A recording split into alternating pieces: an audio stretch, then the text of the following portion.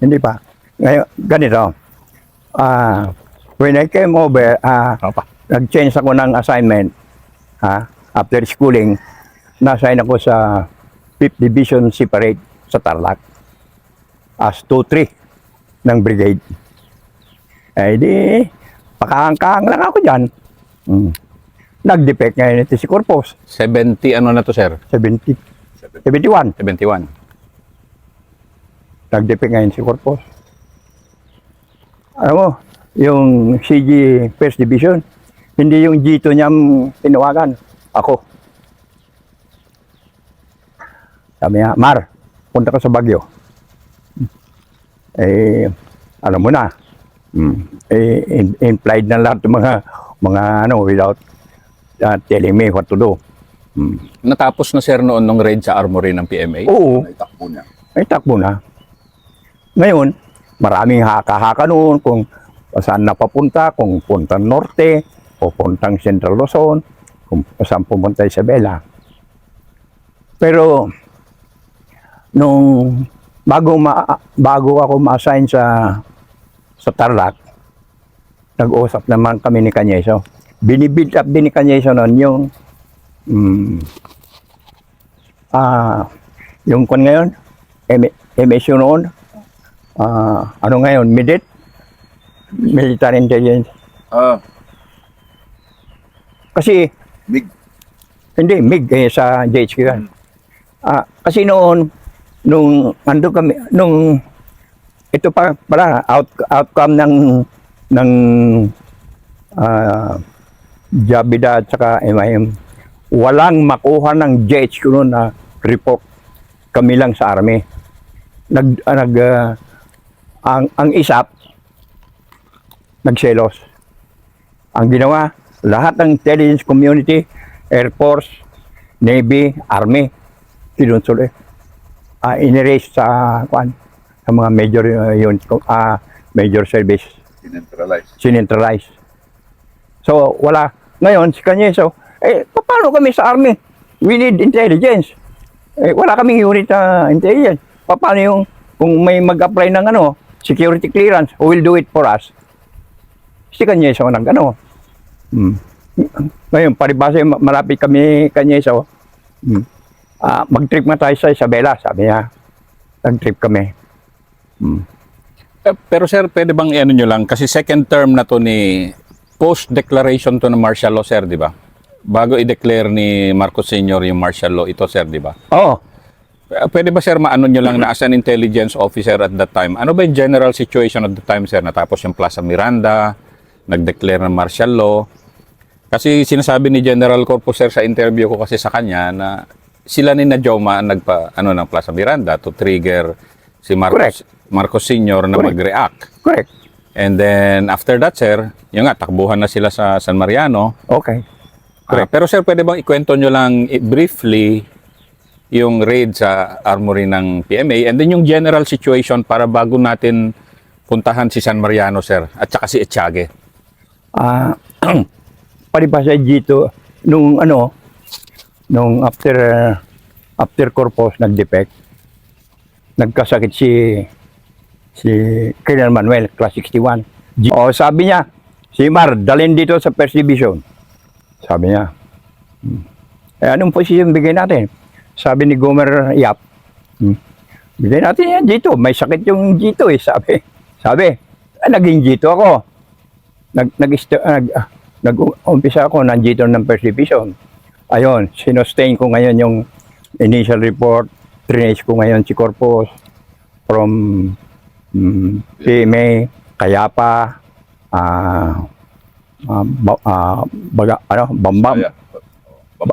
Bambang to San Mariano. Dala-dala nila ilan ulit, sir, for the benefit ng public? Ilan ulit na armas yun, sir, galing sa PMA Armory? Hindi ko I'm not, pero naka-recover kami ng 4 na machine gun. Galing PMA lahat yun, sir? Galing lahat PMA. Na-recover ng 20 doon sa Jones noon. Pero all the rest, mga bar, mga I have no idea. Pero lahat, pumunta doon lahat. sa Isabela, San Mariano, sir. sa Mariano. So, dala-dala nila yung armory ng PMA before dumating si Karagatan. sir. Correct. So, pwede ba sir, i-ano nyo na yung, paano na, kasi deeply involved kayo doon sir sa operation na yan. Ah, di nung nakuha yung armas sa PMA, nag-organize ng ROC, Regional Operation Command ng Northern Luzon. Nag-organize sila ng 3 companies, ABC. A, based in San Mariano, B, based in Jones, C, in southern Isabela, bordering Quirino.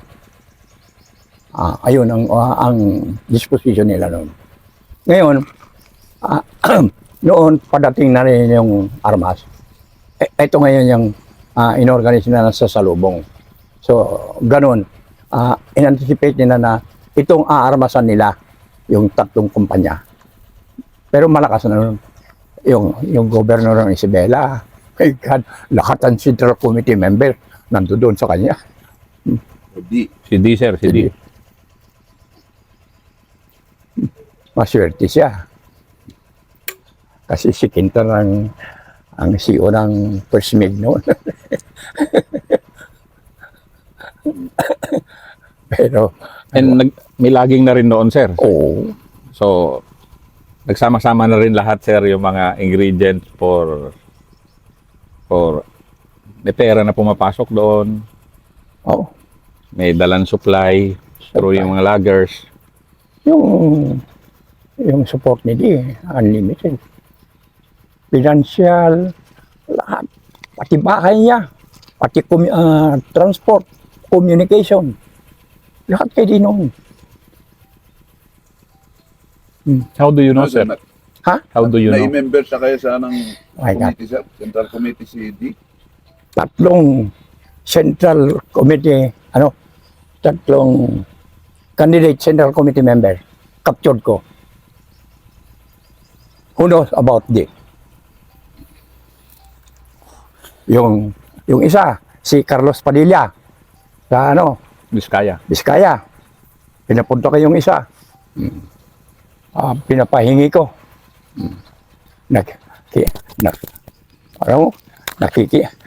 Nanginig si Carlos eh. Nung nalaman na ano bang kailangan mo? Magbigay ka agad ng yung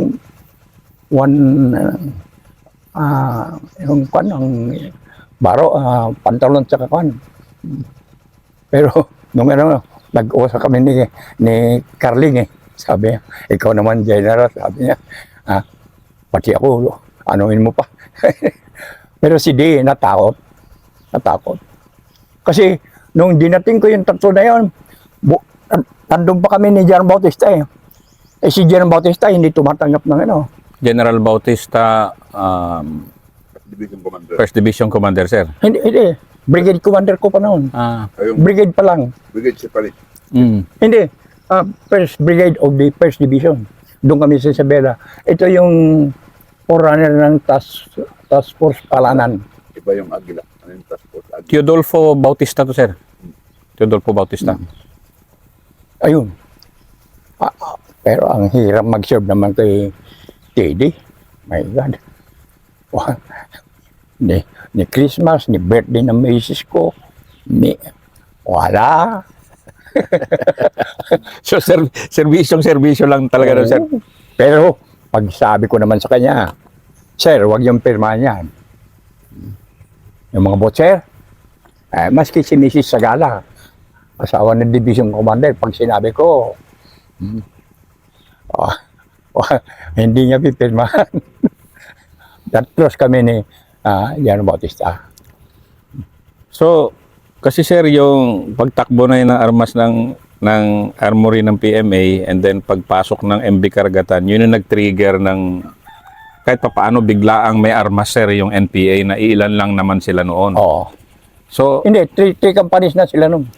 na walang armas, sir. Walang armas. Walang armas. So, because yung may dumating na armas, sir, yun na biglang, boom, biglang nagbalon yung strength nila militarily. Hindi rin. Kasi naagapan. Sige nga sir, paano naagapan? Noon, July. July 4 yung landing, sir. Hindi. I will start pa yung ano. Paano na-discover na Ayan, start ito. Nakwento ni General Cañeso yan sir, pero hindi ganun kahaba. Pwede bang i-detalye nyo sir? Sarap na maisir ah. Doon ko muna rin.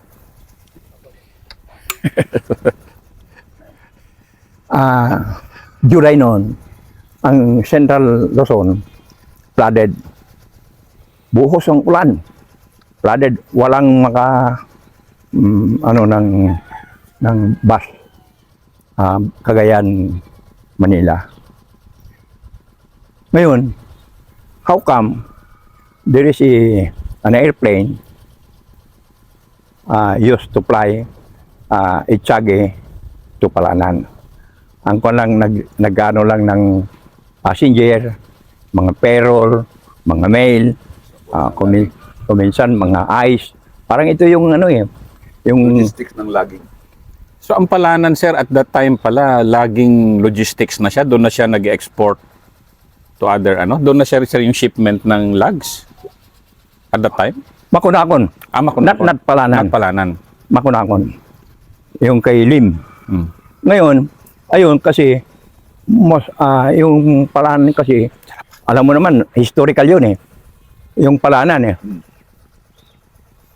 Historical yung Palanan. Oh, sir. Kasi kay Aguinaldo. Ginaldo.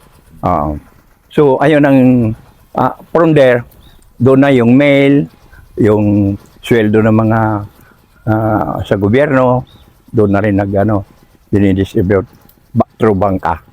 So ayun ang kuwan ng Palanan. Ngayon, yung aircraft na yan, may piloto. Civilian. Sino may-ari? Ang may-ari, si Tony Gomez. Sa Itchage. Itchage yan sir. Kilala mo? Sa Soyung. Kilala mo? Hindi sir. Tanda na siya nun. Nandun ako. Bakit? Nai-report kay Ben Dizon, Provincial Commander ng Isabela, PC. Nag-report doon na there is such a suspicious watercraft in this part of Palanan. Nag-react si Ben Dizon. Pinadala si Aglipay. Hindi ginaya ni Aglipay. Nag-react sila. Army. Port BCT under General Cruz. Colonel Cruz. Nagpadala isang kumpanya. Doon. Anong hindi kinaya sir? Hindi, di ba, palutang-lutang lang naman siya. Wala naman tropa eh. Oo, pero sinalubong si Aglipay. Ilan lang ang madala mo sa aircraft na 6-seater. Isang squad, sabi niya. Oh, sasalubong ni Corpus ng M14 na. Binabaril na rin siya sir. Oo, sinalubong siya. Kasi mga dumagat ang asit na ni Corpus eh. Kasi nahawakan ko din itong 7 dumagat na hawak ni Corpus eh. Ay lahat pagbinigyan ko ng nganga at saka bahag at saka bala ng shotgun at saka yung sardinas na with tomato sauce, sa akin ang loyalty nila. Hindi kay Hunasan na Hindi ka corpus. Ano bang papel ni Gringo Honasan at that time sir sa in inyo? support. Yung mission ng usual mission ng SF. Kasi SF siya nun sir. SF. Ayun. Ngayon, as nag-develop yon, sabi ni General, sabi ng JSQ, mag-put up ng control group. May Air Force na, may naval guns na, may Air Force na mga Huey, mga air assets, may si Colonel Captain Dayan ng sa Navy. Ayun, sila Kagawan. Ayun ang nag-support doon. Nung nandun na kami, ang role ko na, kasi nasuppress na namin Nakuha na namin yung hill na pinag-istakan nila ng So, ibig sabihin nun, sir, nung nag-download na sila ng... Partly na-download na. Na-download Marami na. 1,000, according to serial number, kasi tinitrace ko sa serial number. Lahat na napapunta sa PMA, 620. Mga serial number ng M14. Halos lahat napapunta sa PMA. Is that true? Hindi ko alam, sir. Yun ang sabi nila, sir. Nandun sa bulk. Hindi, ginamit ng kadete daw. Pero, yung dina-download from the karagatan, sir, M14, sir, di ba? M14. Pero from China. Ayaw lang hindi. Ayan, pwede ba? Kasi, siyempre, of course, from China, M14. Nakita nyo, Ito, tanungin kita. correct na Chinese manufacture o US, sir? Yung 620 na serial number, hindi kagayang pag-ukit ng yung Browning. Parang each lang ng parang ginuhitan lang na rough talaga, hindi clear. Ngayon, nung nag-uusap kami ni General Olivas, Metro siya noon, pupunta rin doon Olivas tawag sa akin, may team Sabi niya, Mar, sabi niya,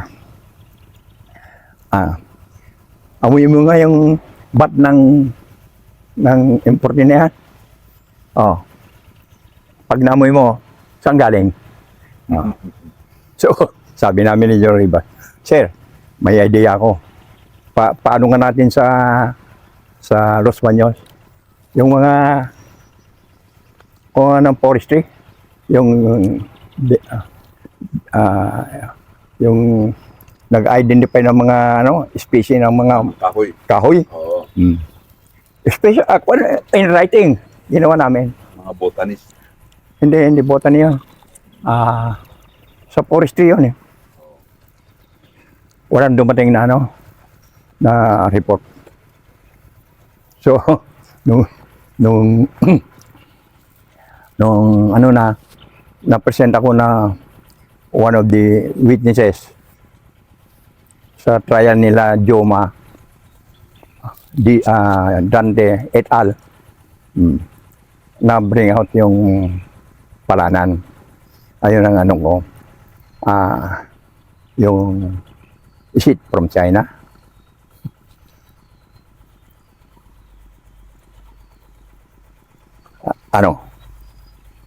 Ikaw ba, if you're a Chinese, you're going to support a third country with 1,200 units ng baril.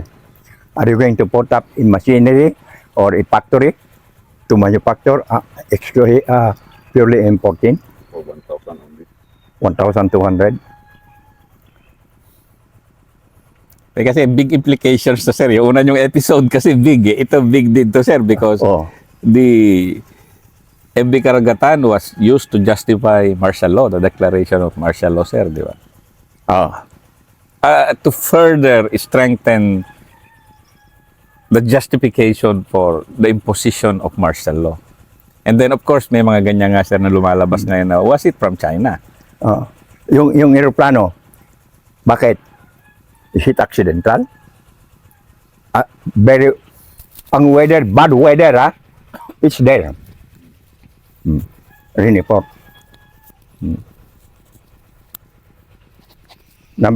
Next. Nung martial law na, lahat ng firearms, inaano namin, knock-out namin ngayon. Renade namin yung kay Lim sa Luga Island, sa Fuga, sir, fuga. Puga. Si Lim doon. Siya ang may-ari ng Makunakon. Yung laging sa Makunakon. May employee siya. 2 Amerikano. one is X Green Beret. Yung isa, we have no way. Pero he's maintaining a ham radio. Ano yung ham radio noon, sir? Yung member ka ng ham radio, yung parang ano, yung sa different countries, mga mahilig sa radyo, ano, tatawagan, ganon, ham radio. May tawag sila dyan eh. That is an organization. Ito yung KWM2. Kaya pamilyar ako yung radyo niya eh. Kasi hawak ko yung dati sa Mindanao eh. KWM2 eh. Now, yung Green Beret, ang hawak niya, according to Colonel Angeles, Air Force, Loran.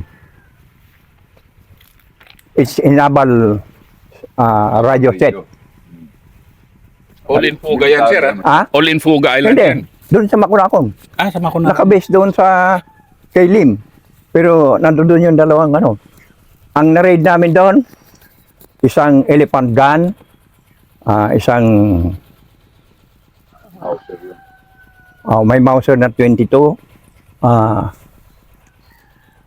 Naka-recover kami ng 5 na yung hindi common na baril doon. Kaya, ayun. Another thing, nung kasama ko si General Olivas, dumating si Ninoy at saka si Alikabok. Sino ang pangalan ng Alikabok? Sa Lawag. Badilla, sir? Hindi. Yung congressman? Yes. Hindi. Yung una, yung nag-i-smuggle ng M16 noon sa Vietnam. Kalimutan ko ng pangalan. Ito, sila ni Ninoy. Ang tanong sa akin, kami ni General Rivas, yung kahon na ganitong dimension, anong laman? Ano pa? Ito yung RPG 7. May RPG nun. Isang box. Among the M14, sir. M14. So, anong ibig sabihin nun, sir? As an intelligence officer, ano yung nasusurmise nyo na doon, sir, noon? We did not give kasi ang labanan naman sa hindi sa Isabela noon, hindi pa kami gumagamit ng armor eh. Walang mga panay infantry. So in anticipation siguro just yun to show po strength, kaya dinagdagan na and then few of communication, pero hindi namin ma-decipher yung communication kung SF o BHF o ano. Pero may suspicion na kayo noon, sir, na maaaring hindi galing China to. Hindi. Tama. Nag-build yung suspicion nyo, sir. Kasi pagkasabi niya, nobody will put up a factory just for 1,200 only. At saka yung paglagay ng serial number. Na hindi maganda yung pagkagawa ng serial number. So, at saka yung pagka-discover ng bad weather bakit nandoon? So, tiniming nila sa So, seasoned na kayo noon, sir, as an intelligence officer. At tapos, nakapture silang taransing document sa Cordon. Barangay Tarinsig. Ano yung document sa sir? Ito yung, doon na lumabas yung first quarter storm. At saka yung arms landing na nabanggit niya doon, sir. Aywan ko kung, pero ang prominent doon sa taransing document yung first quarter storm. Anong relation ni first quarter storm, sir, doon? Sa sa declaration of martial law. Ibig sabihin, yung first quarter storm, nasabi ni Corpus ito eh. Yung Na rallies. yung nagpalakas na sila. Yes, sir. Sa interview ko sa kanya, Oh. yun ang ano niya na, trigger nila si Marcos Sr., Oh. nagpalakas sila. First quarter storm yun. Doon lumabas. Ayun ang isang basis ni Marcos naman na mag-declare na martial law.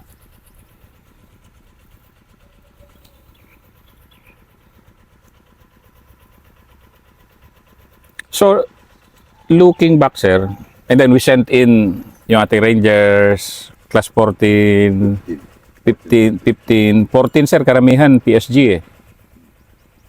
14? Oo, sir. Sina General De Leon, sir. 15 siya, 15. 14 siya, sir. Si Batabalaw, ang sigurado ko. 15 siya, 15 siya. Si General De Leon, sir. Ricardo. Oh. Kasunod sila.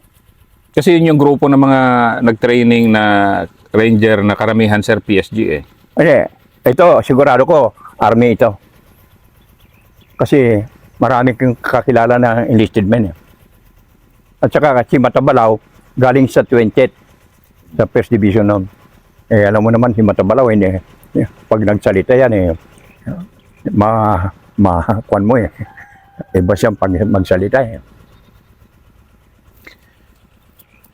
So, sa itong second episode nyo, sir, for the benefit ng history ng Pilipinas, because this also triggered this 50-year-old insurgency eh.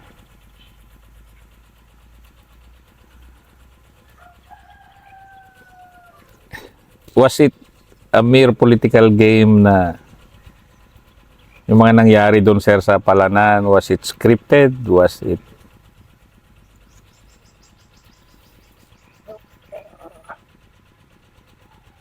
Yung scripted, wala. Pero si Season, talagang ang kanyam, Huway Isabela. Ang theory ni Season sa area study niya, it's easy to isolate Cagayan Valley.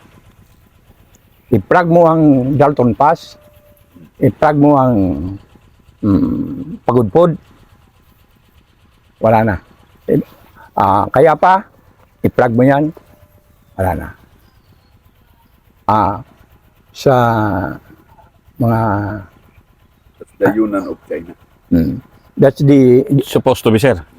Yunnan. Yun ang Yunan talaga of China na kasi nag-long march supposed to be, sir, kasi doon sa interview ko naman dito kay asawa ni Commander Peralta, sir, yung isa sa mga nauna nagsatag ng Nueva Ecija NPA. Nag-long march from Isabela to Nueva Ecija post nung nangyari na nga doon, sir. okay. Yung Charlie Company yun. I see. Commander Marsing. Galing nakapicture Jones, ko sir. Galing Jones o San Agustin? John. San Agustin. San John. Agustin. Oh, sir. Nakapicture ko yan. Taga San Manuel, Sorlat. San Manuel, Pangasinan. Pag Christmas noon, si Remy Marta nang bigay sa akin. Pumunta sa headquarters noon. Oo. Sila ni yun. Igay Kasipi. Si Sir na. Okay. So kasi, sir, ito yung di ba, sir, I mean, history major kasi ako, sir, sa West Point. So I have a deep appreciation yung mga tragedies kasi sa history ko minsan na, if it did not happen, this series of unfortunate events could not have happened. Pero yet they happened. So I guess, sir, yung treasure na tinatago natin na we are finally revealing and sharing to the public is this happened. Now it's up to your generation to appreciate or not redo it kasi history tends to repeat itself, sir, di ba? Kaya nga sa school sana, sa Traduk ba? High school? Oo, sir. Yung concept natin, yung sa tactics, kasi ito rin ang nalaman ko. Matagal ako sa Isabela, katapos bumalik ako sa Pulo nung namatay si General Bautista. Third episode tayo, sir. Yun na. Iba yung alam ko doon sa Isabela. Pagdating doon, ay regimental commander ako ng artillery at saka kangkarin G4. So, paganyan-ganyan ako. So, na-compare ko ngayon yung labanan ng NPA at saka labanan doon. Iba doon. Talagang doon talaga. Rapat-rapat. Pintakas. Dito, guerrilla. Dito, guerrilla tactics eh. Sige, sir. Conclude natin tong second episode bago tayo mag-chip sa third. So, bago kayo umalis ng Etiague, sir, alam nyong meron ng NPA insurgency. Kasi nag-official kayo, pumasok kayo, waning stages na, sir, ang the hook Balhap movement was defeated na eh. Pero pag major na kayo ng sir o kapitan na, kapitan, ito na, may umusbong na. Which is, of course, derivative lang naman ng dating Hook Balahap, sir. So, yun, sir, yung naging mundo nyo pala na you saw the birth of two distinct Major insurgencies. Muslim at saka Anong feeling nun, sir, bago tayo pumunta ng solo adventures nyo? Feeling on Kasi you grew up to be a senior officer trying to defeat those two din eh. yeah. Kasi dito sa Isabela, battalion commander ako. I have my AOR. So I can do anything that I want, how to defeat the enemy. Walang si Jaro Bautista, basta report lang ako, report sa kanya. Hindi niya ako, no. Battalion commander ng FA, sir. Hindi. In fact- 20th IB. 20th IB. Infantry. 20th or 28? 20th. Sulat ko, sir. 20. 20. Oh, 20. We lead. ayun ang ano namin. 28. Kasi buhay pa yan hanggang ngayon, sir. 20. Yung 20. 20 IB. Yung galing Korea. BCP. Ayun ang unit ni Tabaco doon sa Korea. Ni General Ramos. 20.